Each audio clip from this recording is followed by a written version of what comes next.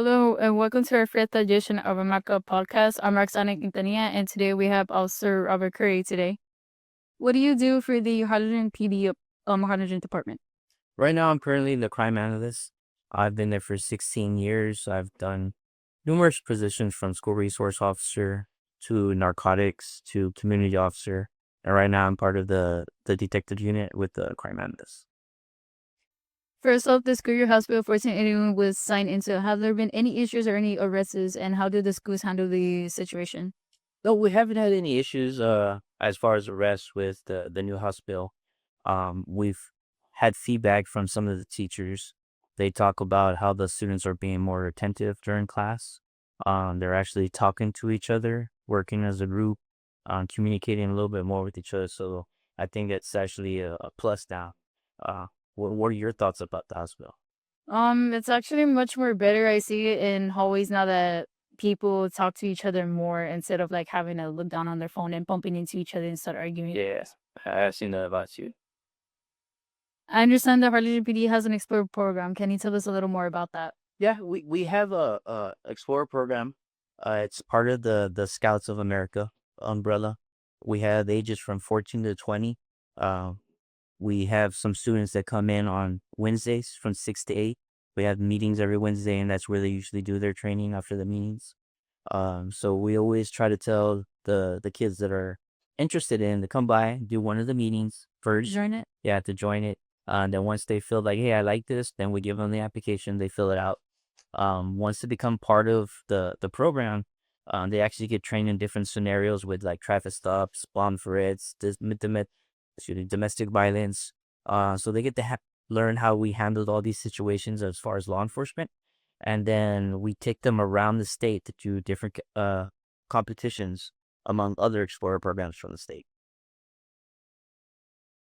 And HPD has a new chief with directions. So what does he do?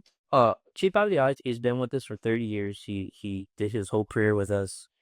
He's originally from Brownsville, so he's a valley person. The good thing about having him come from within our agency to be the chief is that he knows our history. He knows what's worked and what hasn't worked for us. So he's bringing up back a lot of the old school crime fighting techniques that we used to do, plus bringing some of the new stuff in. On top of that, he's really big about social media.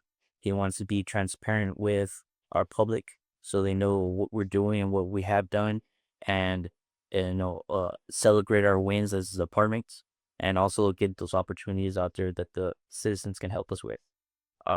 So we have a lot of new stuff coming still down the road for the next few months. So it's going to be very exciting once those things roll out. So it's gonna be like more big changes. Yeah, more big changes. The public's going to see a lot more of us.